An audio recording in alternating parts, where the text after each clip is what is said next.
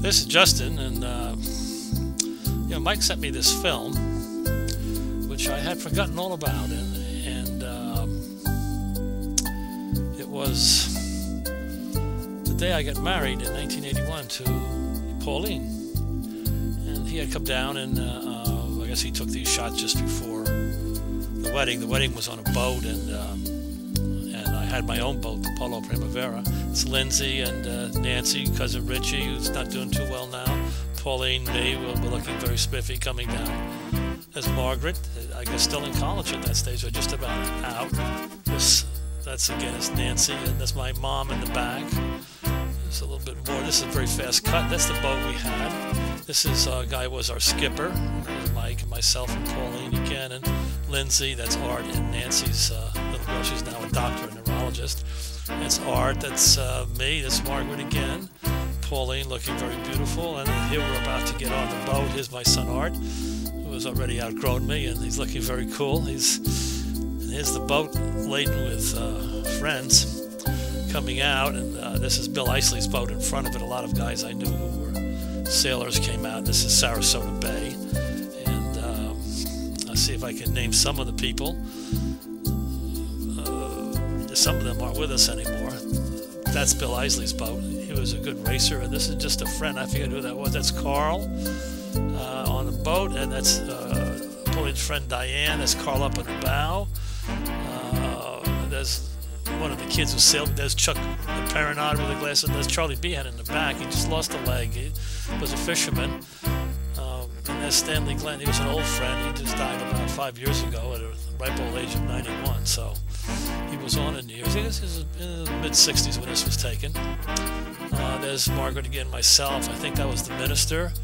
That's one of Chuck's kids. I don't remember which one of the little girls. And these are some people on the boat, just coming around. There's Art taking some pictures, and that's the minister. There's Mike looking like Raskolnikov. Myself, Lindsay again, coming back. And, looking back at these, it's really amazing that I thought I didn't know this existed. There's Mike's wife, Melinda. They have since been divorced. The marriage isn't one of our strong points, at least in this side of the family. Chuck went through a divorce about 5 years ago, so those are his daughters. That's Carl Klotz, an old schoolmate. There's Diane Toes, one of Pauline's dear friends, and he's, still with us, and so on down the line. Some friends from Pelican Cove. There's Chuck having a smoke in the back. Those are the wedding flags we had made up, and the boat was steaming right along. It could carry a lot of people. That's my mom.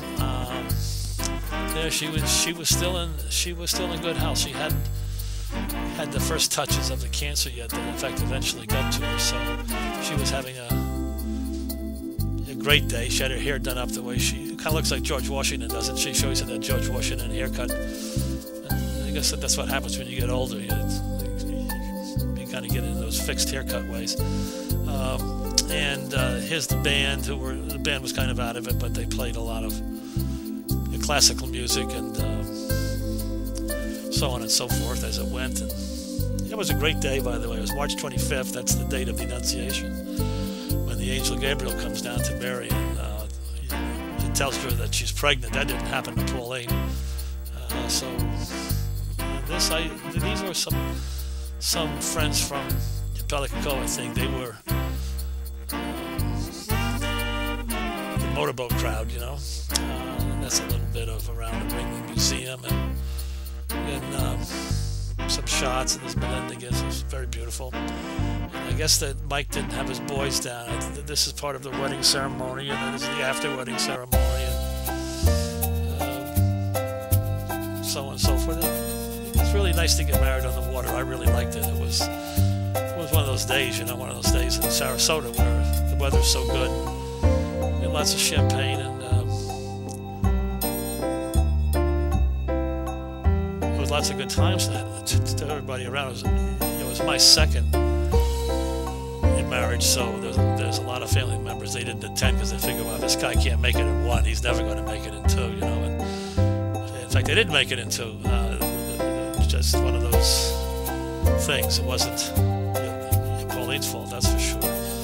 So, and you can see Michael there. It was hijinks going, and I guess the wind kind of picked up later in the afternoon.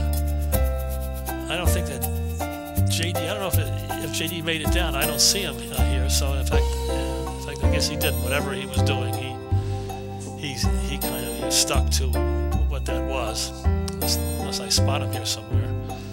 And I don't think he did. I think it was Margaret and Art made it down. So anyway, thanks to Mike and his cousin Richie, who has succumbed to schizophrenia and is now living in Virginia Beach. But he was a welcome visitor, and he was a good guy. And he made great meatloaf. That's all I can say. And he was always friendly. Just the stress of life got too much for him. So anyway, with those kind of thoughts, there's Art Lair. Of course, he's over in Fort Lauderdale now. There's Margaret when she still had her braces on. She was trying to straighten her teeth out. We're all having a big yuck. I think we're heading back now for the party, whatever they call it, the reception. We had that at the Pelican Cove. So I want to thank Mike for this. It was great.